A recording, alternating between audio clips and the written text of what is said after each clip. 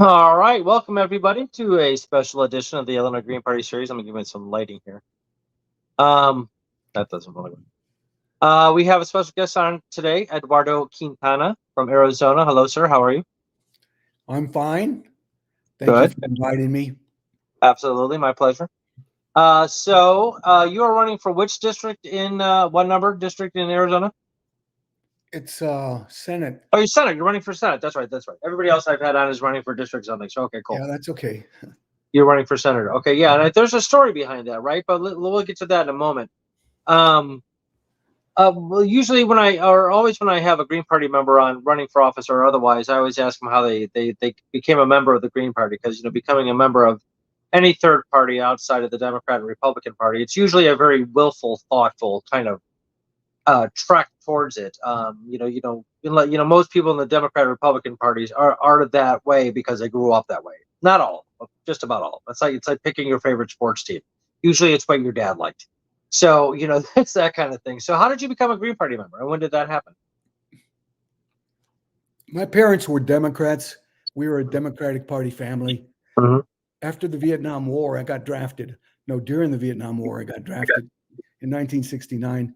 And after that experience, I dropped out of the Democratic Party because the Vietnam War woke me up. Yeah. It politicized me, and I realized that we were just killing people for no reason at all. At least no reason where my interests were involved. Right. And after 2016, up until 2016, I was not really involved in electoral politics. I just didn't believe it and didn't believe in it. But Bernie Sanders had a good message. Yeah. And I got recruited, but I was cynical enough to not get real involved. But I stuck around because I wanted to see if there was a possibility that he would become an independent politician, independent of the Democrats and Republicans, the two corporate parties. But that was a disappointment too. So I heard about the Green Party, human needs before profits, and their whole platform. And I thought, well, this is great, but it's a very small party. And I thought, well, they don't have a chance. And the thing is, if everyone who wants it but thinks they don't have a chance doesn't get involved, it'll never happen. Right. So I joined, and I've been working with the Green Party ever since, and I have no regrets. That's how I got involved with the Green Party. That's great. That's great. Yeah, it's usually out of just disenchantment with the duopoly that people go to the third parties, whether it be Green Party or Libertarian. I know a lot of Libertarians that have the same. They usually they came from the Republican side, but just really disillusioned with what's going on. And yeah, being in the middle, getting forced to go to war. I think that would probably kick myself in the butt too, and like, okay, this is crazy. Like, why am I shooting at these people that I have no problem with? And over what? Like, really, was it really about stopping communism? And if that was the case, that's just a stupid reason, and probably wasn't even the real reason. I heard something about tungsten mines and all sorts of like natural resources and stuff. But okay, whatever. Who knows? Anyway, okay. So what your district, or you're running for senator in Arizona, not congressperson, and isn't there a story behind that? Instead of running for Congress, why you became senator, your senatorial candidate? Well, I wasn't running for Congress.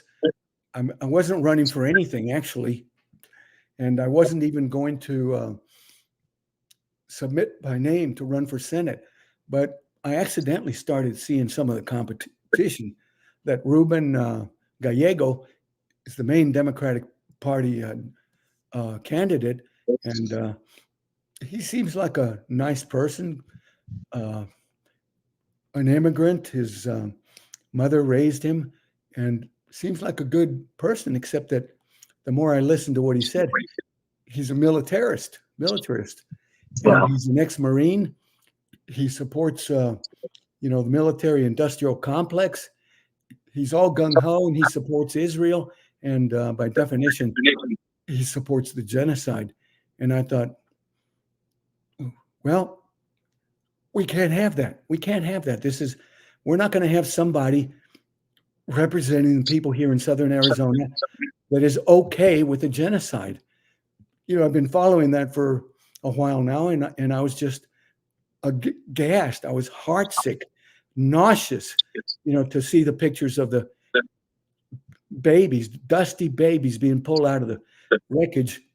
And then Ruben Gallegos voted for supplemental aid for Israel and sending more 2,000-pound bombs. And I'm just so outraged that I thought, well, I've got to do something. I've got to do something. And there was an opportunity to run for Senate in the Green Party. And so I took it. I took it because if I can do anything at all for the Palestinian people and to slow down the drive towards nuclear holocaust, with the Democrats who keep threatening China, keep threatening Russia, keep threatening Iran, North Korea. We have 800 bases worldwide, and this is no time for saber rattling. This is a time for mobilizing to save the planet. And I have 3 kids, and so I do it for them. I do it for them. And besides saving the planet from a environmental catastrophe, at the same time, we need to save the planet from a nuclear holocaust because of all the saber rattling. So I decided to throw my hat in the ring, and so here I am. I'm just going to do what I can do, and I'll be happy with that because it's what I can do right now. Right. And I realize my chances are not great, but it's okay. You have to start somewhere. We have to build an alternative to the 2 corporate parties. We absolutely have to. And if we don't start now, we never will, because every 4 years, the system kicks up a lesser evil and a worse evil. Right now, the lesser evil is a homicidal lunatic, a genocidal psychopath. Yeah. So there is no lesser evil. Lesser evil would be voting for, well, it wouldn't be lesser evil, but voting for the Green Party would be voting for the greater good. We have to learn to look past the next election and not just think this is it. No, we start now, and we don't have to pick up a lesser evil every 4 years, because we will have a choice that everyone can support. And our platform addresses all the basic needs that people need to have. They need to have food, clean water. Pollution is a huge issue here in Tucson. It used to be the largest city in the country that relied entirely on groundwater. Now we can't. We've got TCE, which started in the 1980s, trichloroethylene, and other organic solvents. We've got it now in the aquifer. We've got 1,4-dioxane, which the military and Hughes aircraft put into the groundwater because they were just careless. They just dumped it out in the desert. The groundwater was 60 to 100 feet below. It percolated over the years, and now our aquifer is ruined. At the same time, the growth people keep inviting these dirty businesses to come in. The mines come in. We have a huge mine in the Santa Rita Mountains that's destroying, the mountains that Tucson is known for. It's called Hudbay Minerals. They're a multinational from Canada, and they are building four big holes in the Santa Rita Mountains. And they're going to continue to contaminate the aquifer. Besides that, we have those forever chemicals, the PFOS and the PFAS. I was working for aircraft at the time when I found this out, and some of my friends were dying of cancer. And they told me it's the water. And I started learning about that and found out that the water was contaminated. So we had to fight the entire system to get attention put on it, because they all denied it. The healthcare department denied it. The Arizona Healthcare Services denied it. The Pima County Healthcare Services denied it. The health department denied it. but we pushed and pushed and demonstrated and marched, and we fought to have this issue addressed. It became a Superfund site. It may have already been, but no one knew about it. And then a lawsuit arose out of that, and probably 60,000 people were affected in the contamination. Holy cow. But the attorneys decided not to do a class action, so they took about 1,500 people and filed a lawsuit against the city of Tucson because the airport had been dumping stuff, against Hughes Aircraft, against General Dynamics, Burr Brown, and the lawsuit won. Nice. The lawsuit won. Good. And we were able to get over $100 million for some of the people here. Oh, wow. I wasn't in the lawsuit, but we supported the lawsuit. Yeah. And so, and some of our members were in the lawsuit. We weren't in it. My wife wasn't in it. I met her school teacher, and we weren't sick at the time. But recently, 3 years ago, my wife died of metastatic breast cancer. Okay. Was it this TCE? It could have been. Right. Was it the trichloroethylene? Could have been. Was it the PFAS? Could have been. It could be anything. I don't see our current corporate culture addressing these issues. We're going to have more deaths, more babies born with birth defects, more cancer, more diabetes. And so we need to replace the corporate and Democrat and Republican parties. And so I'm putting in my 2 cents worth to do that. That's great. Wow. Well, good for you for doing that all and getting it done. That's great. Because you don't hear a lot of success stories like that. I mean, you hear some, and more are coming up. I mean, like Monsanto that makes Roundup that has the glyphosate in it is getting Monsanto is here now. 100,000 trials or something. What's that? Monsanto just came into Tucson 2 or 3 years ago. Red carpet treatment. They're up here in Marana. That's disgusting. When you think, you watch like, James Bond movies or anything, you think of that, like the evil corporations, like the real life version of that is Monsanto. They're disgusting. They're repulsive. Yeah. All sorts of like secret, like maniacal stuff going on. Yeah. You gotta watch out for those guys. The Roundup the glyphosate is literally banned in like a multitude of other countries, because it's so dangerous and toxic. And they got like 100,000 lawsuits going on or something like that. And they're getting the crap kicked out of them. So we'll see what happens there. But, okay, cool. Do you have a big community of Green Party members by you or near you?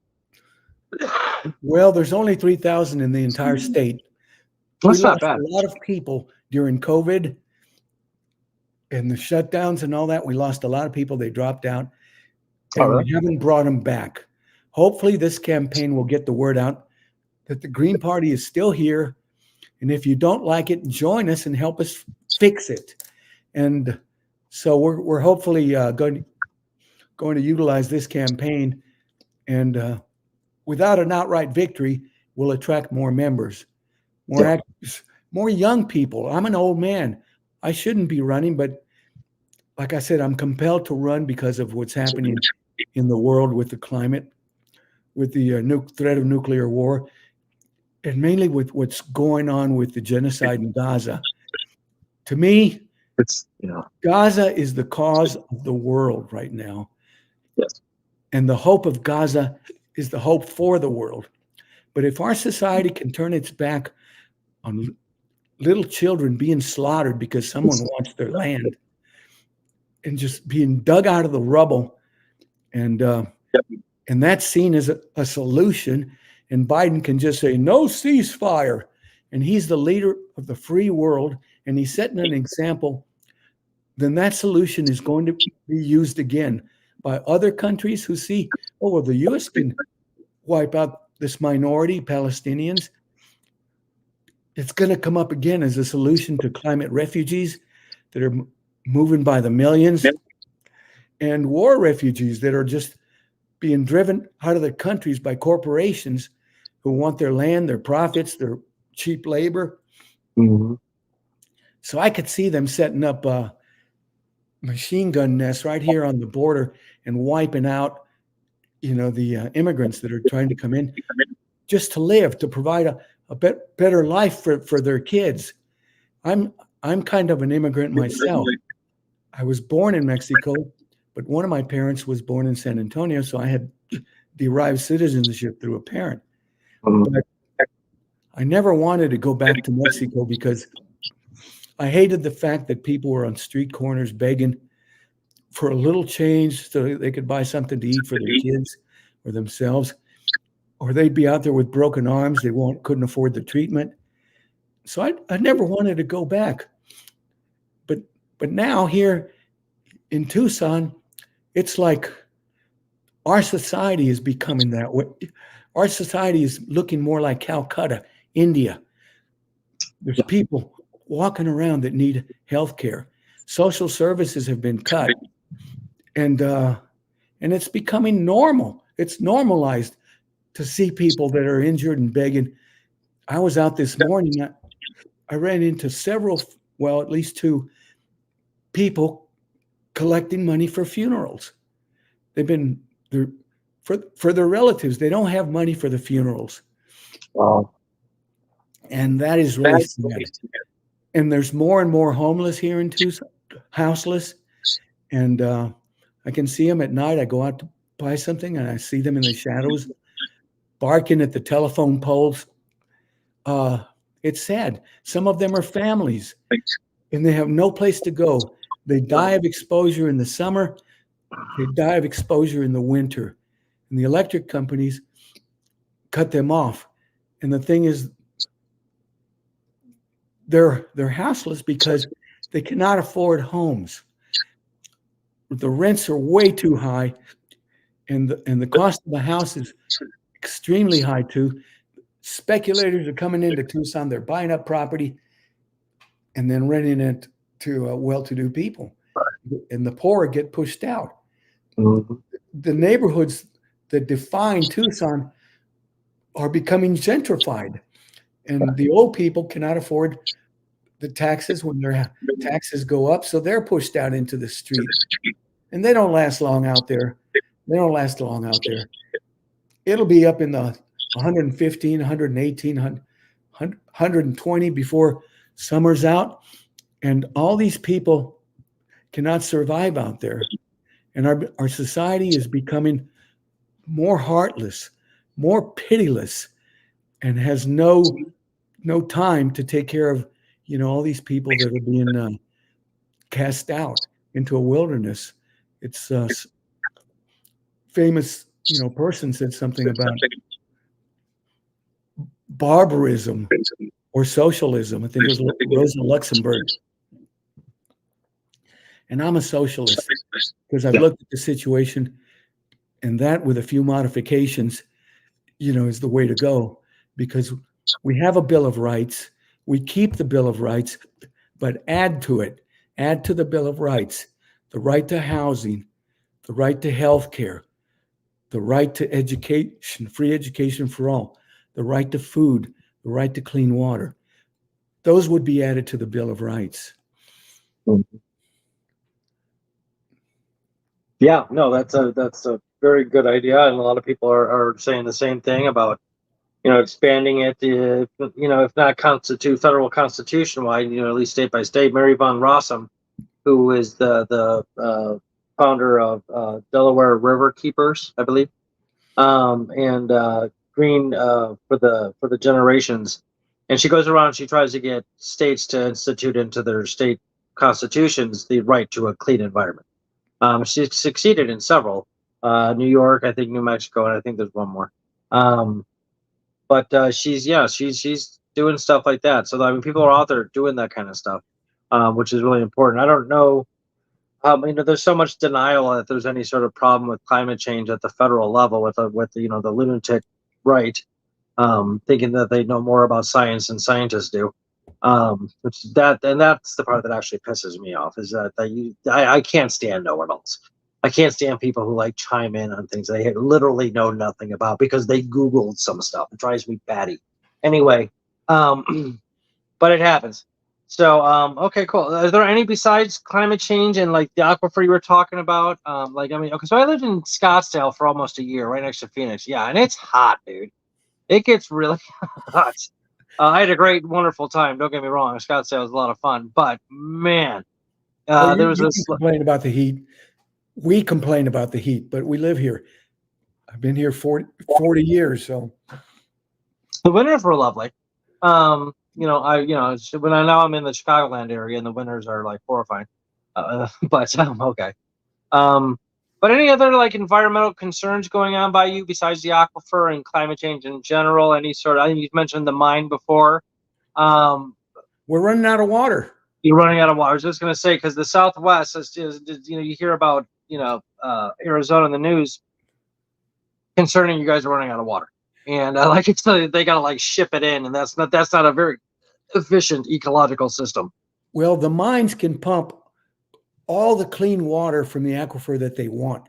There's no limit because there's a law that was passed in 1889, and the state insists on keeping it, that allows the mines to pump as much water as they want. The city of Tucson, as well as other cities, are running out of water. So now they're trying to brainwash us into accepting the idea that poop water is good for us.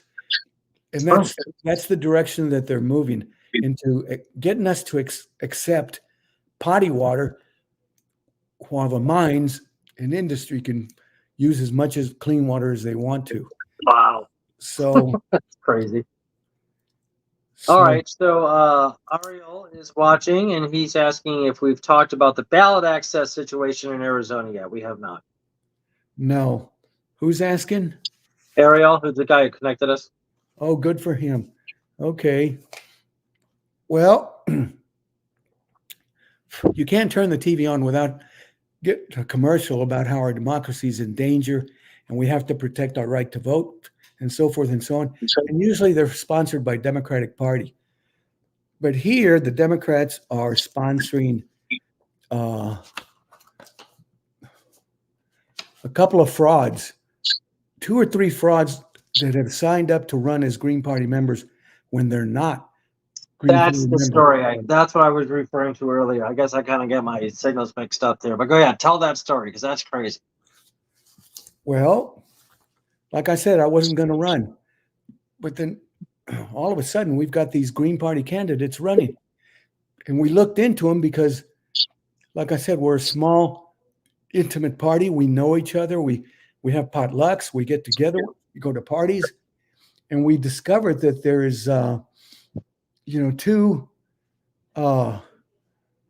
major candidates that are now on the ballot that are not Greens.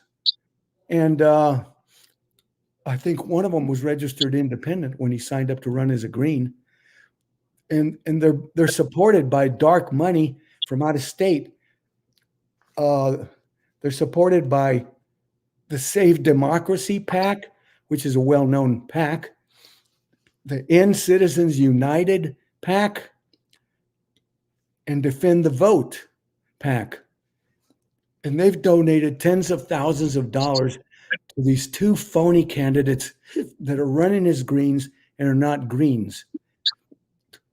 So I am running a write-in campaign to get past the primary. If I win the primary against these 2 frauds, then I'll be on the ballot. But and so we've got a campaign to try to get me elected to win the primary. But I mean, does the Green Party of Arizona know that these 2 guys are frauds? And so if yes, they probably are not going to vote for them. Yeah, I don't think they can. Yeah, most people in the Green Party in Arizona now know that these 2 people that are running as Green Party candidates are not Green Party candidates, and they're frauds. A few years ago, we had another fraud sign up at the last minute, and her name was Angela Green. Wonderful person, wonderful lady. I would have voted for her if she had just not been a fraud. Was she like purposely fraudulent, or did she just sort of like assume she was Green She may Party not have been. spirited and didn't bother signing up as a member? I don't know who recruited her to run, but she got on the ballot. She ran. It was when against Chris Cinema, and she was a good candidate, very articulate, but she was not our Green, so she could not speak to our platform. And someone gave her a question. We probably would have let her run, but then she was anti-immigrant. And the Green Party in Arizona is not anti-immigrant. We believe in a humane, treatment of all immigrants and asylees. And so anyway, this Angela Green ran. A few years before that, someone connected to the Democrats went to Skid Row and paid about 5 people to run as Greens. But time passed and we forgot about that. But they had, 5 people from Skid Row running as Greens. So they could kick back and just laugh and have a good time. But we take this seriously. We are serious. There's just no way in the world that we would support a Democrat or a Republican, because some of them are very nice people. They're democratic socialists, but they believe that they're going to reform their way into a better society. And the corporate controllers of the Democrats and the Republicans are never going to elect somebody that threatens their interests. So we have to start from scratch. We have to fundamentally change our system and fundamentally put a party out there that will do that. And that's us, a party with a platform that will challenge the status quo and will not compromise. Will not compromise on clean water. Will not compromise on food for everyone, housing for everyone, and we will not compromise on democracy, social justice. We believe in reparations for Native Americans, reparations for African Americans, and ecological sustainability. We will not compromise because we can't afford it. See, we feel like we have time, but nature does not have time. We need fundamental change. We need it yesterday, and so we have to get moving on it and fight for fundamental change. We cannot wait for the corporate parties to decide that they've got enough money. Income inequality is incredible, and they still don't feel like they have enough profits. Military wars. There's 800 U.S. military bases worldwide, but yet, it's still the biggest item on the budget, to support more interventions, to support more wars all over the world, when we could use that money to build the kind of society that we want. Yeah. And so we're going to fight for the kind of society that we need and deserve, and our children deserve. Yeah, no, for sure. Most people I have on the show talk, always get to children as the main kind of inspiration for doing all this stuff. I mean, there's a lot of other ones too, but that seems to be a constant amongst people, because we're heading them a world that they're going to have to contend with. That's going to be absolutely deplorable, and just in disarray. The student movement has been a great inspiration to me and other Greens here, because they are the hope that things can get turned around. And just as Gaza is the hope for the world, student movement is the hope for our society to turn around. Student movement they've got their eyes on the prize, morality, honesty, decency. So we're very inspired by the student movement. Yeah, no, it's very inspirational. They're doing a nice job. And it's unfortunate how they're being treated by the universities themselves and the police. Oh, let's talk about that. Okay, so besides what we all just talked about in your district, what about things like crime or police excessive force issues or abuse of general infrastructure, stuff like that? I mean, what other things are going on in your district? You have a police problem there? There's a police station in Arizona that just got really trampled on by the DOJ. I don't think it's in Tucson, but I mean, it's just Phoenix. It's Phoenix. You're right. Sorry, it's Phoenix. I just saw it last night. You're absolutely correct. Absolutely, we have a They are in police. big trouble. Whew. Absolutely, we do. I can't forget the case of this Native American who lives across the street from a alcohol, little wall, hole in the wall alcohol place. Well, he went in there and he stole a loaf of bread or a 6-pack of beer, and a vigilante that happened to be in line followed him. And the Native American was unarmed and had been drinking more than likely, and he shot him and killed him. Wow. And the district attorney filed no charges.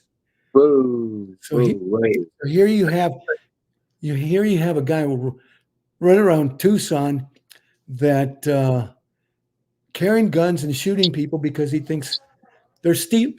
That's wrong. And he self-appointed judge, jury, and executioner.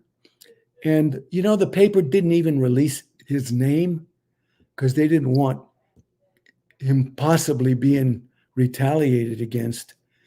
The district attorney filed no charges. He pleaded self-defense, I think, because there was a twig nearby that he was afraid somebody was going to pick it up and hit him with it. Oh my God. It's just outrageous. But the stuff that these guys, like cops, do, the things they come with. Did you see the video of the cop with the acorn that hit the top of his roof? No. Okay, so I don't know where it wasn't in Arizona. This is a month or so ago.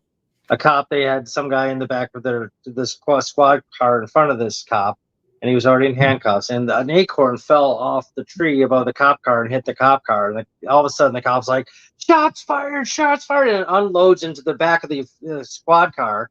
He's like, "I'm hit! I'm hit!" He never got hit. Like they just lose their minds, like over the smallest things. You said twig, and that's what reminded me of that story. It was an acorn.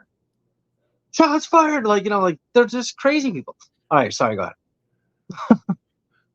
No, we have police violence issues. We have police riot issues. They beat up and busted up the student encampment at the U of A. And I was there. I left to go home and sleep. But that night it was attacked by the police. And the students are portrayed as, causing a riot when nothing could be further from the truth. Those students were very, very peaceful. But when there's violence here, it's the police instigating that. Yeah. And the newspapers covering up their crimes, and the all Democratic city council and Democratic mayor turning the other cheek. Yeah. And pretending to be a progressive government because they do the cosmetic stuff. Mm-hmm. Right. They'll paint "All Lives Matter" in front of the city council, which is a nice thing, but it's a gesture. People are still being killed by the police here in the streets, and a lot of times we just don't hear about it. Or they're being killed by vigilantes, and we don't hear. Guns have more rights than people here. I'm sure. Anybody, by the way, there's a comment section on the right there, top right, if you want to, ask any questions or tell any tales of your own, make any comments, whatever you want to do. That'd be cool. No, just Ariel. Sip Sauce is Ariel. So about ballot access, besides the story you told already, like what's the number? I don't know, because like I said, I only talk to people running for Congress. Is there a specific number, like besides you assuming you win the primary, like to get on the actual ballot, do you have to get a certain amount of signatures or anything like that? Or no, we collected signatures to get on the ballot in Arizona. So the party is on the ballot in Arizona. And the rules, the way my campaign is going, we didn't have to really collect signatures. But now that we are being challenged in the primary, we should have collected signatures. This is So it's just the state law that you don't to run for senator. You don't even as a third party candidate. You don't have to collect signatures. not as a write-in for the primary. You don't have to collect signatures, and if you win the primary, Oh, I see. you're automatically on the ballot for the general Oh, election. oh, okay. So I'm automatically on the ballot if I win the primary for the general election. But we had Yeah. to collect over 60,000 signatures to get the Green Party on How the many? ballot. I'm sorry. Say that again. We had to collect over 60,000 signatures. 60? 60? 60 Wow. K. And that is actually the required number was 35,000, but we had to collect 60. Oh, I see. Yeah, Sure they were because they complete stick their numbers. lawyer dogs on you, and like if they see any little discrepancy, they remove the name. So yeah, you got to shoot for almost twice as much. Yep. But 35,000, that's a sizable number as well. I think Right. New York Jill Stein was going into. I hope I'm going to say this right, get the numbers right. But they upped it from 15,000 to 45,000, like just like randomly. So Jill Stein got like 42,000 or 43,000, just fell short. But that's a huge amount of support for, like you're saying, we're growing the party. You That's know, right. so to see that like 43,000 people got behind Jill Stein in one state is pretty amazing. That's really cool. And hopefully that's a campaign. When you collect signatures, you're campaigning. You're not just paying somebody to go out there and collect signatures. Because that's the way we look at it down here. Collecting signatures is an opportunity to campaign for what you represent. Right. So are you getting any local support or pushback or any sort of attention from friends, family going like, my God, what are you doing? Are you already mine? Or like anything like that? yes, absolutely. Okay. From my own family. Right. Why are you doing this? And can you use a picture that doesn't have me in it? No. Right. So I tell them we're doing what we can for the Gaza, for climate change, to prevent nuclear war. We're doing what we can. And that's what we'll continue to do, because we need fundamental change in this country.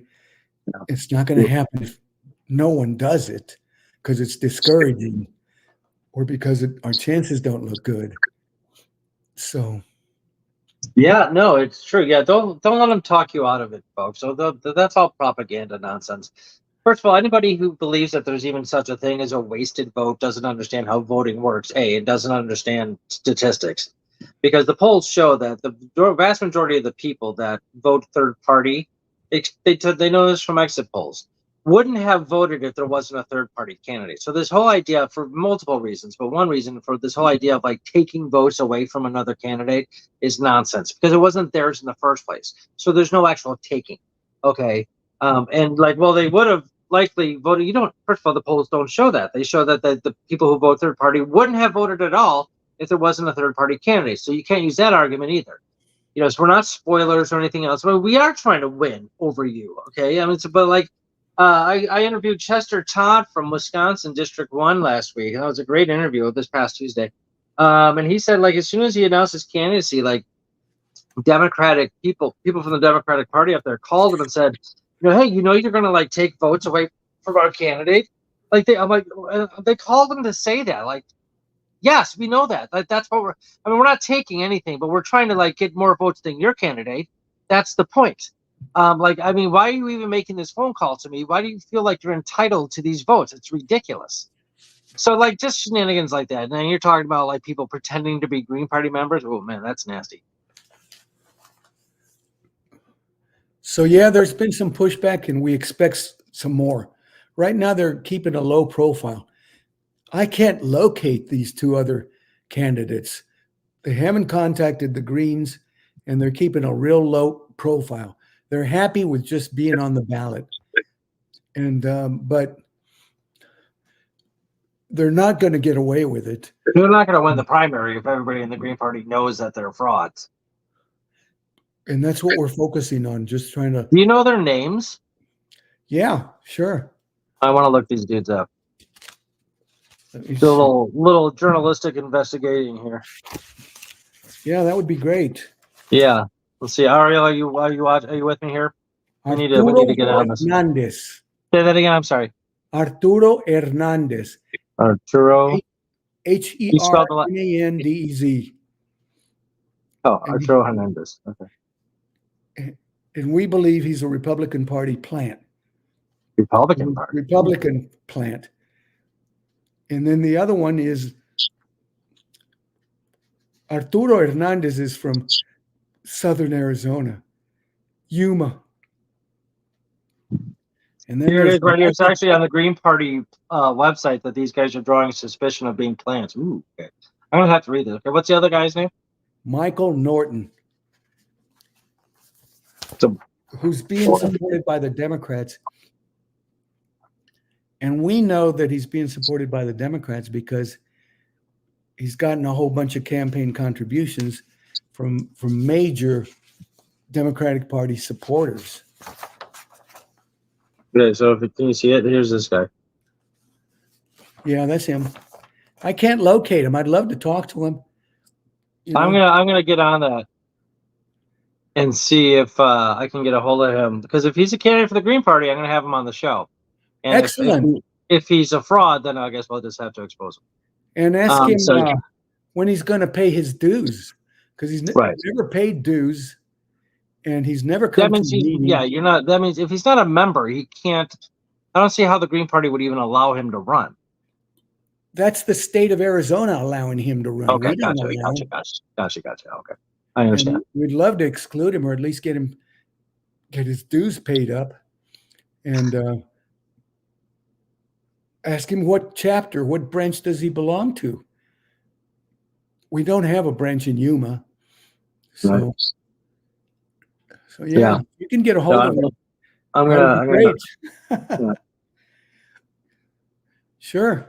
Yeah, everyone's saying you can run without being a member. Okay. I mean, okay. Pardon me? No, I'm reading the comments, and Ariel's saying you can run without being a member. Is that true here too in Illinois?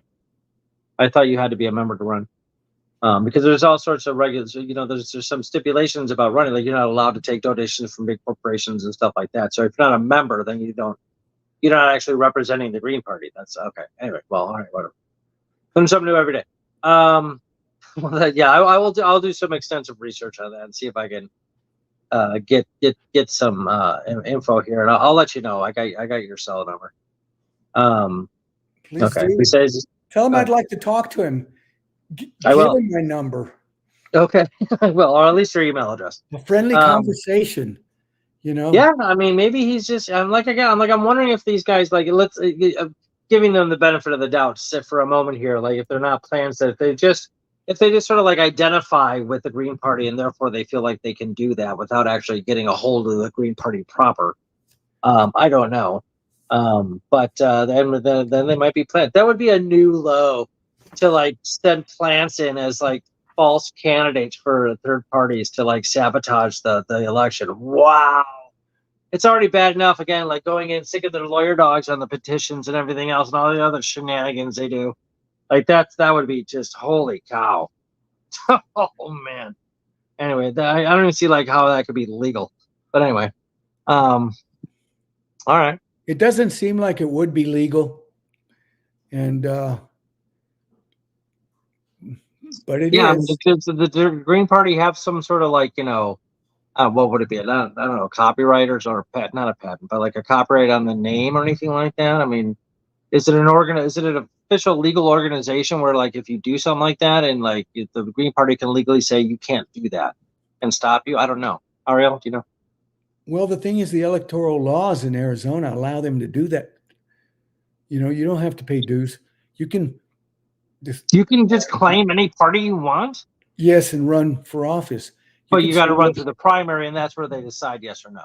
You can say you're a Republican and run for the Republican Party nomination, or you can just get the signatures and get your name on the ballot without a nomination. Right. Someone who is totally opposed to the Green Party platform can run representing the Green Party. That's crazy. According to the laws in Arizona. So okay. They know this. We've reported it to the Secretary of State. They said there's nothing they can do about it until the legislature changes the laws or puts some restrictions in. Right. But they won't because they're a bunch of conservative people who like things the way they are. So Right. Yeah, that's what conservative means. Reluctance to change. The exact opposite of progressive. Um, what's the local politics like around? You said you have like a Democratic kind of county board. Is that right? well, Or a village board? Sorry. here in Tucson, the Democrats control the politics. All 6 city council members are Democrats. Well, The mayors are progressive Democrats. They're progressive, but they're pro-Israel, and they support the genocide. They refuse to pass resolutions in opposition to the genocide. We last elections, a few years ago, we campaigned on immigrant rights, and the same city council and mayor refused to support immigrant rights. So, and you're closer. So I was north of you. So you're pretty close to Mexico, aren't you? we're A few hours. 50 miles. Oh, not even. Okay, yeah, that's real close. Yeah, it's real close to Mexico. Yeah. And people are lined up at the border wall, and it is sad because it is so sad. I mean, they tell people to come from Mexico, and you have to follow a certain procedure. But the procedure is blocked off at the border. First of all, Biden has twisted the Mexican government's arm to where they're putting up all kinds of obstacles. They harass, and their policy in Mexico is to make them wait until they become frustrated and just go home. And it's the same policy at the border. People have been there for 2-3 months waiting for their number to be called so they can come in and apply for political asylum. And in the meantime, they're being picked off by cartels who kidnap their children, kidnap their daughters to put them into prostitution, and or just rob them, hold them for hostage until they've drained all the money from them. And they're not thieves and rapists and criminals like Trump said. They're just desperate people wanting a better life for their kids. And they're carrying babies and holding on to their children. And they're dying in the winter from the cold and dying in summer from the heat. And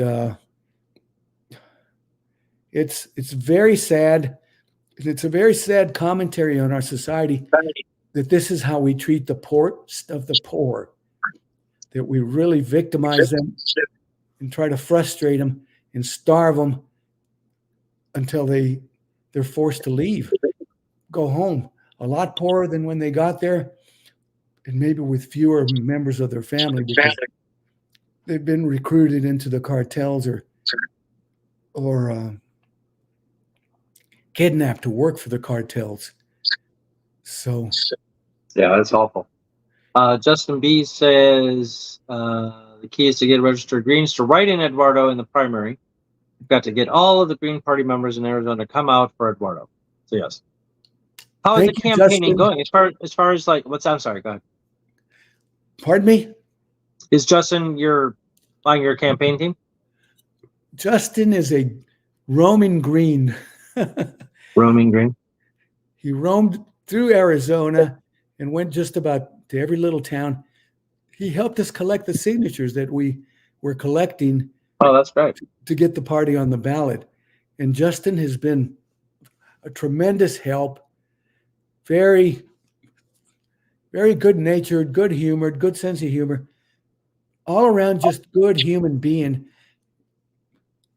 An asset to the Green Party.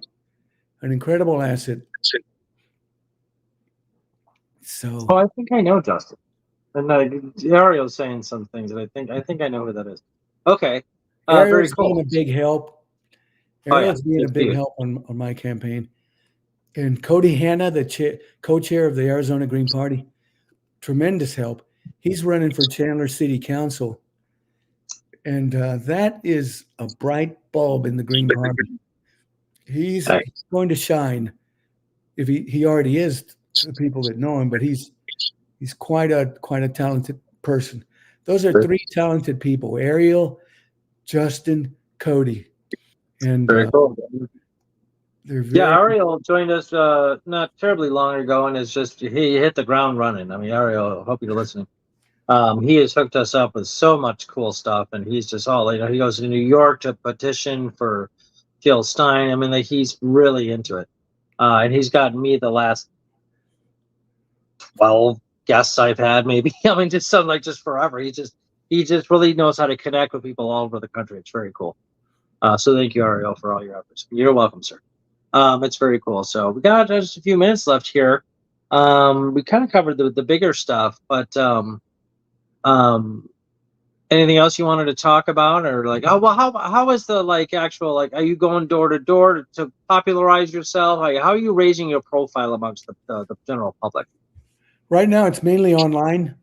Okay. Of course, whatever speaking engagements happen to come my way, I take. And so, but we're going to get going on that after the primary. After the primary. Okay. More trying to reach out and Sure. more trying to, get that kind of publicity.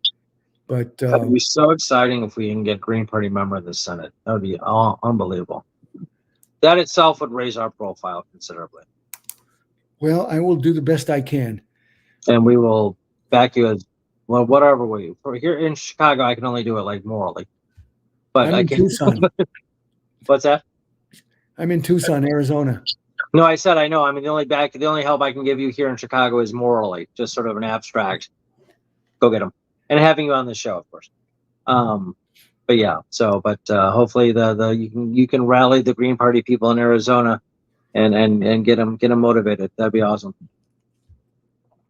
Well, Chicago's a big immigrant town, Oh yeah. so you'd be surprised. Might get some help from somebody in Chicago. Oh, right on. That's Yeah. very cool. So we have to Is there act a big- now. We have to act now because the climate is not waiting. No, the climate thing is getting worse and worse and worse. You can see. I just read a stat about like in the last 70 years, the Florida coastal lines have diminished by about 12 inches, and 8 of those inches were in the last 30 years. Like, it's happening, folks. And that's the biggest thing about Trump that scares me the most, is that he thinks it's a hoax. So he's going to go, if he gets reelected, he's going to go in there and just destroy all efforts henceforth. And that's a terrifying thing to me. I mean, he sucks in a lot of ways, but that's a big one for me. Yep. Yeah, they do. And, I've worked in unions my entire life. I started out in college working for United Parcel Service, loading, unloading trucks, and I joined the Teamsters. And then I went to International Brotherhood of Electrical Workers and joined that union, worked with them for a while. And then I moved to Phoenix and worked as a ladle operator in the middle of summer, pouring molten steel in Capital Castings in Phoenix. We made grinding balls for the mines. So I was in the steelworkers until I got laid off in early 80s. Moved to Tucson and joined the machinist union at Hughes Aircraft. And all these years, I've been an activist. I was anti-war, and I organized with the Tucson Committee for Human Rights in Latin America when I was in Tucson. Oh, wow. That was started by Joe Hoffman, and believe it or not, Barbara Kingsolver. So I worked with them on solidarity with Latin America, with Nicaragua, with Guatemala, against the intervention all over North and Ronald Reagan. Oh yeah. And then I worked on the TCE. We started a neighborhood group called the Tucsonans for a Clean Environment. We worked on TCE contamination and did that for a few years. And then after that, worked on George Floyd, issues, Trayvon Martin issues, and anti-police brutality stuff. but I wanted to put in a plug for unions because everywhere I've ever worked, there's no comparison between working in a union shop and being out there on your own. So to anyone that might be listening, you can, if you're going to work for a union place. If there's no union, start one. That's what we need. We need intervention by the labor movement to turn this country around. And it's coming. It's coming. So it seems like union is getting a higher profile nowadays too, with this going on like Targets and Starbucks and stuff like that. Places I think the general public wouldn't expect that to happen is happening. So yeah, I'm very pro union. It really yeah. If you can't work for yourself, then you need to work for a union for sure. And if you work for a place that isn't unionized, try to unionize it. What are the laws like that in Arizona? It strikes me as that would they be pretty anti-union. It's a right to work state. So Okay, you have the right to work for less money. And you don't have to negotiate to work for less money with the company. The company will cooperate with you. Wow. And it's a challenge, but it's doable. You know, the copper mines were all unionized until the unions were busted in early 1983. And the decade of Ronald Reagan, Mr. Anti-Union. Yeah. Phelps Dodge copper strike was a union busting drive by Phelps Dodge. They busted, really? Yeah, all the unions out of the copper mines, and I worked on that too. We would ship supplies from Tucson to the mining towns, Clifton, Morenci. Some interesting stories came out of that. I would imagine so. We should have you back on just to talk about that. Jorge O'Leary was a Yaqui doctor from Mexico, but he was the company doctor at Phelps Dodge up in Clifton, Morenci. And when the mine went on strike, he still kept administering to the miners because he supported the miners. So Phelps Dodge fired him and blacklisted him, and he started the clinic in the town. It's called the People's Clinic. And Jorge was a Yaqui, but he was related to a descendant of the San Patricio Brigade. The San Patricio Brigade was a group of Irish soldiers that were drafted during the war against Mexico, and they were brought in from New York, and they looked at the Mexicans and they thought, hey, they're Catholics just like we are, and they're oppressed just like we were in Ireland. So the whole brigade went over to the Mexican side. Nice. You're not going to hear it very often in the history books, but anyway, here you are over 100 years later, and there's a relative of them, fighting in the mines for the Steelworkers Union. That's Jorge O'Leary. And Jorge O'Leary. That's awesome. That's very cool. I love that story. So yeah, like that it's interesting you bring up the Catholic thing. That's something that comes to my mind a lot, not with like the right wing evangelical people like Mike Johnson and stuff like that, but like Ron DeSantis is supposedly, according to him, he's a devout Catholic, but he's very anti-immigration. I'm like, these are like Catholics that are trying to get over here, right? A lot of them, not all of them. It boggles my mind that he doesn't see that connection. I can't imagine what the Pope has to say about it. But anyway, all right, we are at the end of the hour. That was really great talking to you, Eduardo. I appreciate all you're doing. You're doing it for all the right reasons, and it sounds to me like you're going to be very successful, especially if these two other people can be exposed. Get into the primary and get on the ballot, and you're good to go. So, is there anything else you want to end it with? You have a list here. No, I don't. Just that all this is within our reach. That's all I want to say. A just society, sustainable environment with peace, freedom, democracy, and prosperity is within reach. And we can do it. All we have to do is reach out, and we have to do it for our children and for the planet. We have to do it. Yeah. So 100%. Well said. Leave you with that. It's doable. It is doable. It is doable. Like I said before, I'm repeating myself, but people want third party options. They do. The polls have been taken. Um, it's just that each individual that would otherwise prefer to vote for a third party candidate don't, because they're afraid not enough other people will. The thing is that each one of those other people are not doing it for the same reasons.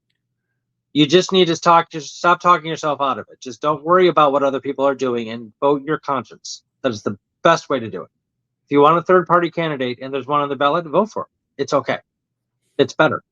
Okay. So thank you, sir, for everything you do. Appreciate it. And let's be in touch. Maybe have you back on after the primary and before the general election and see how things are going with you. Is that cool? Absolutely. That'd be great. Okay. Eduardo Quintana. Again, Quintana, sorry. Thank you so much, sir. Keep it up. Was this taped? It is archived on Facebook, Illinois Green Party's Facebook page and Illinois Green Party's YouTube channel. Yeah, you can find it there. The two links I sent you for viewers, use either or both of those. All right. Cool. Yeah, those are good. good. Thank you so much, Eduardo. All right, everybody, thanks for tuning in to the Illinois Green Party series. I'm your host, David Rich. Till next time, be good, be green. Thank you. Good luck to you. Thank you. You as well, sir. Good work, by the way. Thank you. Okay, is this going to end? All right, don't. There's a delay. Hold on. Yeah, we're still live.